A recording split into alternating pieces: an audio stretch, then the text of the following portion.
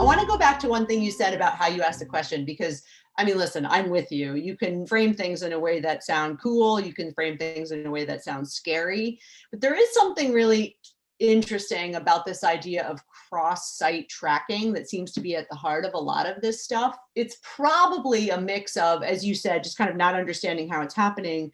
And I think in some cases, just the annoying, creepy factor and feeling like you're being followed around. So when we think about a future of addressability, where we're really talking about reaching a person, I think we have to think really carefully about that, because not just in the context of what's going to be allowable, like, technically and legislatively for now, but what's going to feel appropriate in terms of the relationship that the brand has with the consumer, how well they know them, what kind of signal the consumer is given back, passive and active, that they're even interested in sort of knowing that much about their behavior. All those kinds of things are like a next frontier set of conversations that we need to have, when we're talking about this idea of addressable at the person level. And the concept has been right the whole time that we've been using as an industry of transparency, choice, and control. Right, that's absolutely right. So I think all of that should effectively be opt-in, is my opinion, and you should explain what's going to happen. And then if you do that, then consumers can choose whether or not they think that the collection of the websites they go to is something that they want people to know about, or which websites they want people to know about. So difficult to control with cookies. You use some incognito mode if you want to keep something out of your profile, and then you find out at Google it doesn't even work to go into incognito mode because it still collected the data, and like things like that erode confidence so quickly that we just have to avoid all of it. I think it just has to be very transparent. Yeah, completely out I mean, I love the idea. I mean, I think you're so right about this idea of eroding confidence. The annoying thing is confidence has been eroded rather than starting from a place of neutral. So now we have to rebuild. This is something that is basically consuming my life right now. And so I tend to talk to my friends and family about it. Yeah. And so my informal poll says like 1 person in 20 cares about this at all. Actually, just say 2 in 20 care about it. One person's like, yeah, I'd really like to have control over that. That sounds great, Dave. One says like, there should be no ads, anarchy on the internet. It should all be free. And the rest are like, yeah, you see an ad based on something you browsed before. It's not a big deal.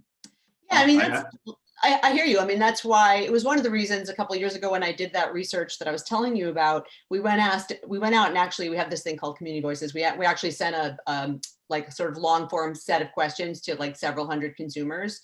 And we would even do things like ask about retargeting, and we'd explain what it was, kind of how it worked mechanically and what the benefit was supposed to be.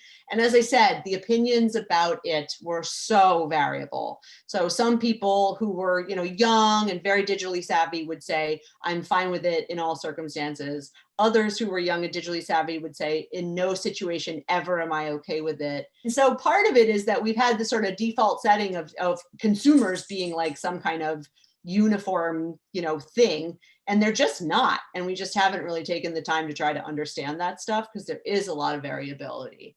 Totally. A lot of variability, and we are advertising to humans. You know what I mean? Yeah, and that's why we just need to put them in control. I think a lot of marketers have been afraid to just let the consumers have control because they think, I guess, that people will say no to it. But by the time we get done explaining how it works, explaining quid pro quo, most people will say, no problem, thanks for letting me know, and say yes.